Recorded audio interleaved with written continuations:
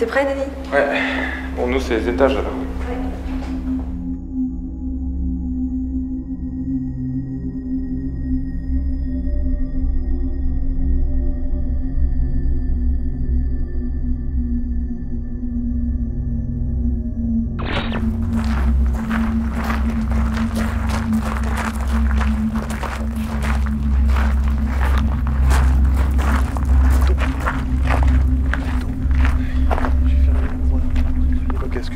C'est que vu qu'on n'a aucune description précise de savoir où ce petit garçon ou cette entité a été aperçue, ok, on va se balader à l'orée du bois et ensuite on va se poster devant la porte rouge comme si on se postait dans une salle normale. Ouais. On va attendre 20-25 minutes, ok.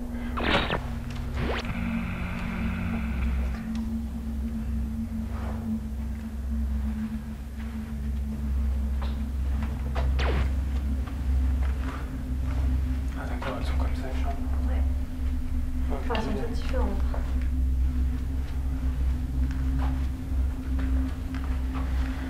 C'est moi ou on a du mal à respirer ici? Ouais, mais je pense que... J'ai super du mal à respirer. Ouais, mais on va monter les étages. Ouais, mais attends, on les a montés tranquillement, quoi.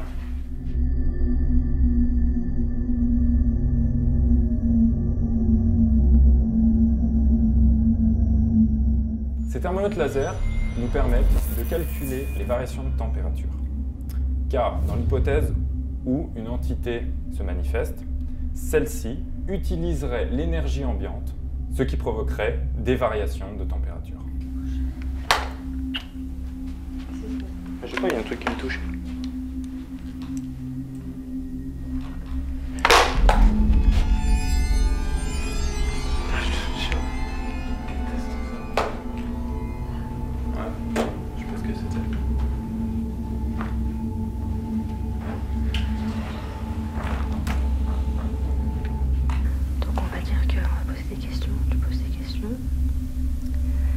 Dans le sens aigu d'une montre, on dira que c'est oui.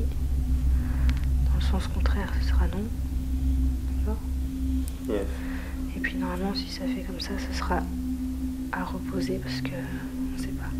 D'accord. L'idée, c'est de faire une provocation avec le dictaphone et en même temps d'utiliser le pendule et voir s'il y a des fluctuations en même temps avec l'EMF et le pendule. D'accord. Donc tu poses des questions, il faut qu'elles soient simples, que tu puisses répondre oui ou par non.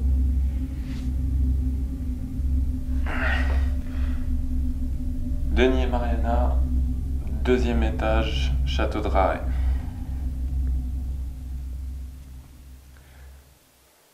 Y a-t-il quelqu'un avec nous ce soir? Les EVP sont des phénomènes de voix électronique. Lors de ces séances de VP, nous tentons de rentrer en communication avec une éventuelle entité par le biais de dictaphone.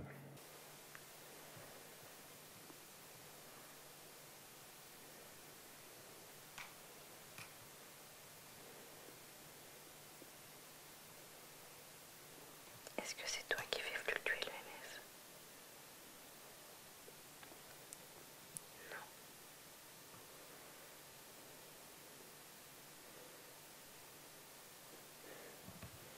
Y a-t-il quelqu'un ce soir? Si oui, pouvez-vous nous faire un signe?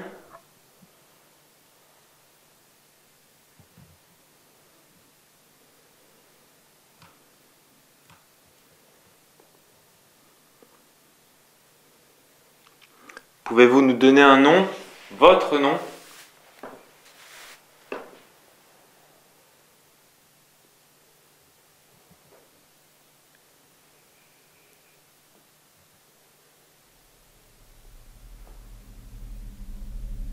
Êtes-vous le petit garçon de la légende?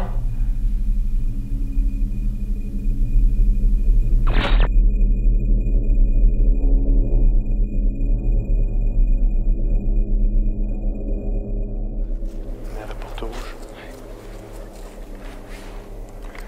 On va essayer de se promener un petit peu autour.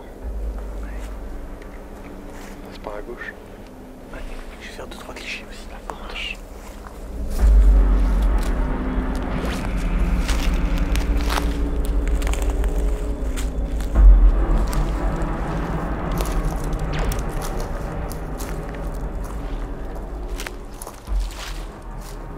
quel âge l'enfant?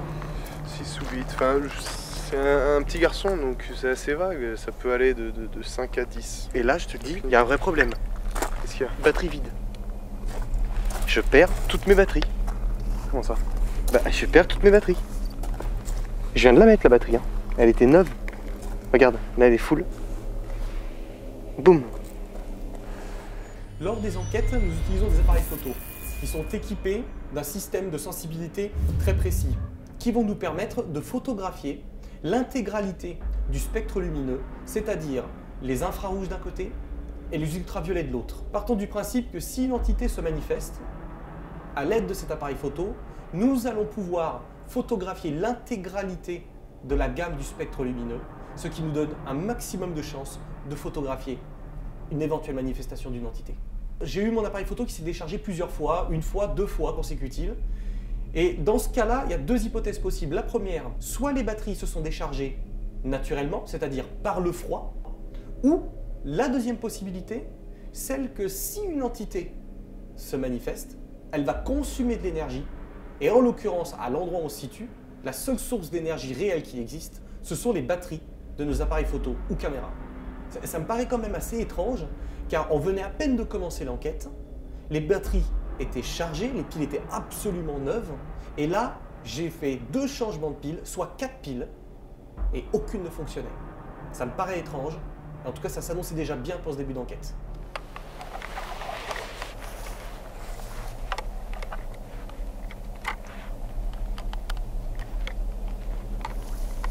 Tu la rechanges? Ouais. On va voir, attends, c'est pas possible. Que les batteries se vident comme ça, à moins que tu puisses avoir une entité qui soit proche de nous.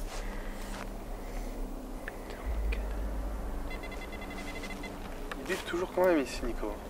Il bip, hein? Ouais, bien sûr, il bip. C'est étrange, hein? Ouais. Toujours au même endroit. Bah, regardez, Avec il la n'y a pas cape, des lignes haute tension? regarde. Non, il n'y a pas de ligne de tension, il n'y a rien du tout. Super stable, j'ai pas ce petit mot. C'est peut-être un haut taux élevé de magnétisme. Possible.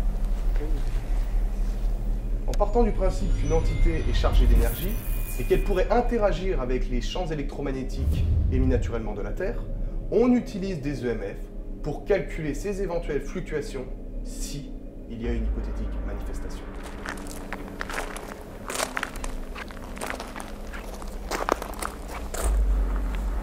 Le sac.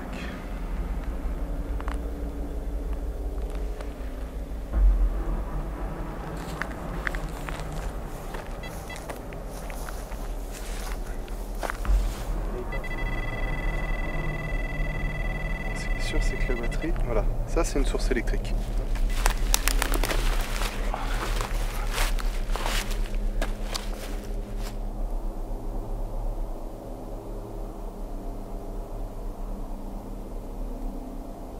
C'est toujours délicat dans les bois. C'est radical. C'est au calme, c'est de l'observation. Ce que je t'ai dit depuis le début, j'ai l'impression qu'il y a plein de choses qui ont bougé depuis 10 fois. C'est vrai. Bah ouais. Mais tu sais que c'est tes yeux. Hein. Avec la perception.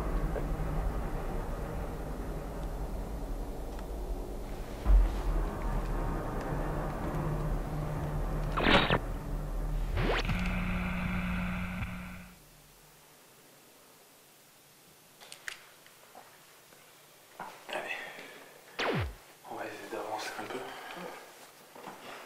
On verra bien ce que ça donne. Tu peux aller là?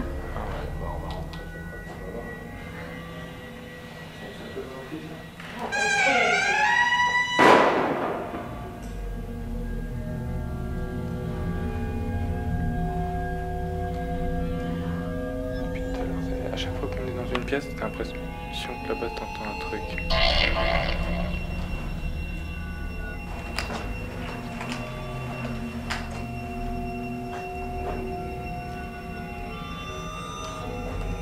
C'est marrant, ça faisait comme une ombre là. parce que ça donne que là-bas.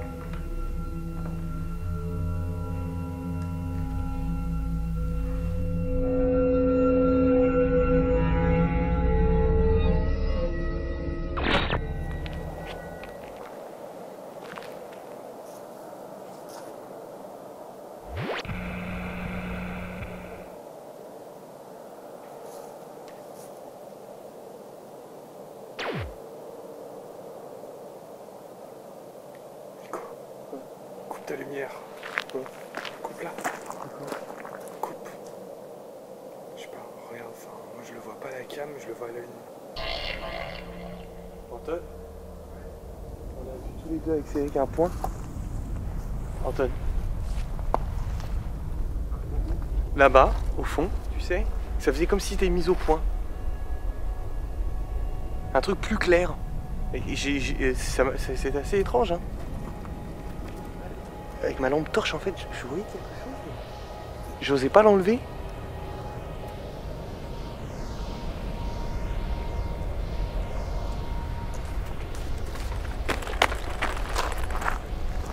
Ça va?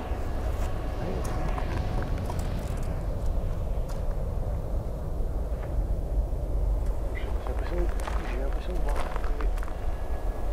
Mais là, ce qu'on a vu, alors tout à l'heure, effectivement, il y avait un bruit. Mais je sais pas si c'est en relation avec le bruit. J'étais avec Anton et le caméraman dans ce bois, toujours près de l'orée de la porte de Diane. Et quelque chose d'assez étrange est apparu à mes yeux. Pour le raconter, c'est assez compliqué. Pourquoi? Parce que quelque chose d'assez personnel que j'ai vécu.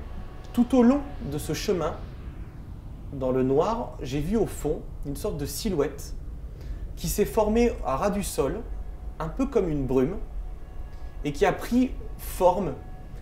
De la distance là où j'étais, ça ne devait pas faire plus de 1m20, 1m50. Ça me paraissait étrange et ça a disparu d'une façon très fugace. Ça n'est resté qu'un court instant.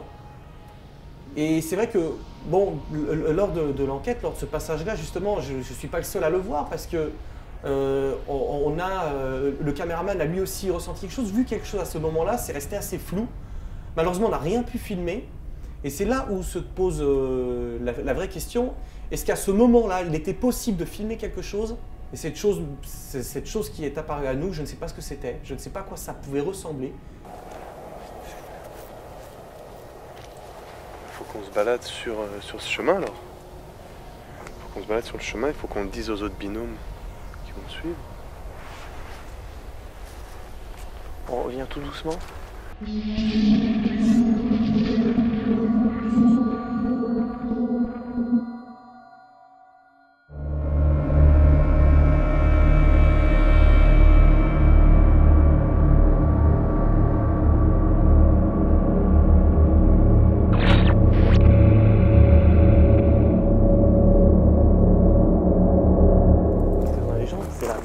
La mère qui se suicide et c'est l'enfant qui revient. C'est ça qui est...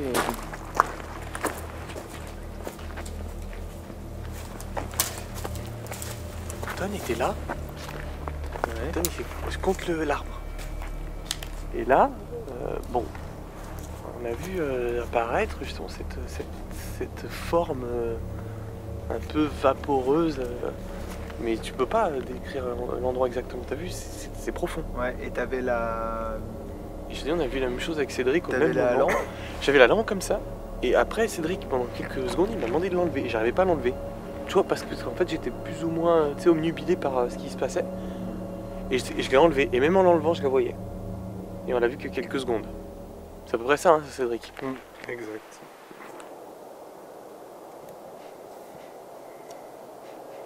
Là, je sens plus. Non, là, il n'y a plus rien.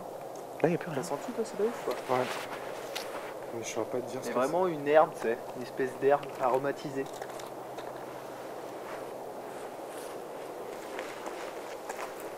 Il n'y a plus rien, là.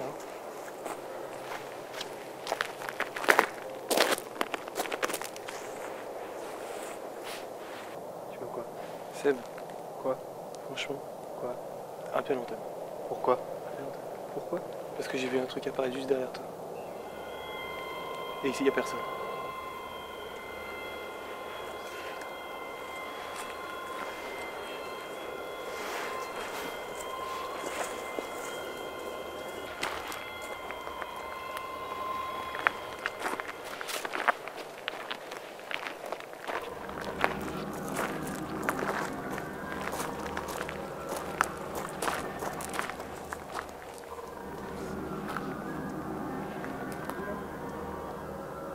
Chut. Ok. Oh putain. Qu'est-ce qu'il y a, Seb? Eh Seb, Non, non. ma batterie, ma caméra s'est éteinte. Ok, c'est bon. C'est bon, j'ai vu quelque chose. Ma caméra s'est éteinte. Non, non. Non, non, attends. Seb, Cédric, j'ai vu quelque chose à côté de toi. Je te le jure.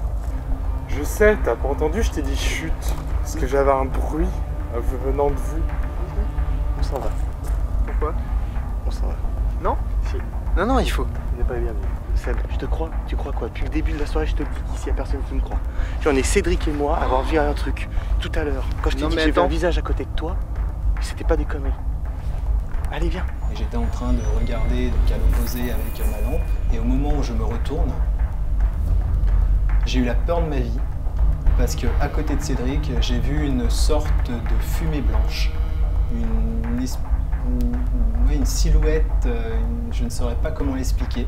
Vraiment, j'avais l'impression qu'elle venait sur moi, et c'est pour ça que vraiment j'ai sursauté, et voilà, j'avais qu'une envie, c'était d'essayer de comprendre ce qui s'était passé. Je me sentais vraiment mal à l'aise et j'ai eu le sentiment qu'on n'était pas le bienvenu, en tout cas que moi je n'étais pas le bienvenu à cet endroit-là. Et c'est la raison pour laquelle je ne suis pas retourné à cet endroit-là durant toute l'enquête.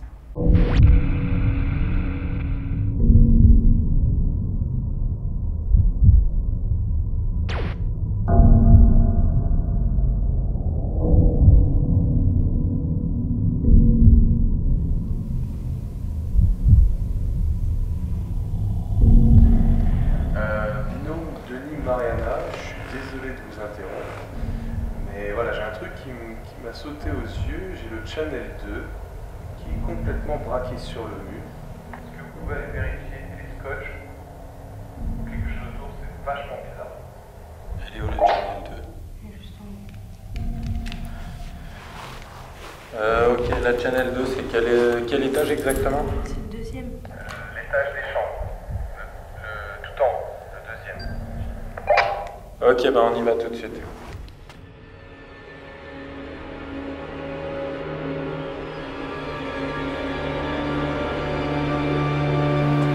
Alors, par contre, faites attention, vous vous amassez pas autour de la cam. Si vous la déplacez autre chose, essayez d'y aller mollo, regardez bien le scotch très lentement, filmez. Les scotch n'ont pas bougé en tout cas au sol.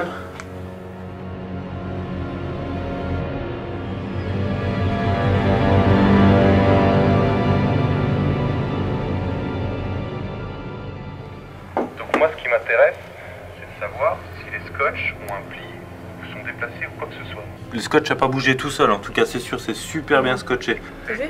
Même si je fais ça, Assez hallucinant, tout doucement, franchement, depuis faut qu'on vraiment fait ça, forcer qu'on pour passe les tourner. caméras DVR, je n'ai jamais vu un mouvement pareil. Ok, bah on va redescendre et puis on va venir voir parce que là Mariana elle vient de la toucher dans tous les sens et elle bouge pas, la caméra elle est super bien fixée. Ok, alors c'est d'autant plus étrange si la caméra est super bien fixée. Au moment où on est arrivé au niveau de la caméra, la première constatation, c'est que cette caméra était bien fixée, bien calée sur la chaise. Elle avait peu de chances de bouger. Ce qui m'a tout de suite semblé bizarre, c'est que cette fameuse caméra s'était complètement décalée contre le mur sur un laps de temps qui était très long.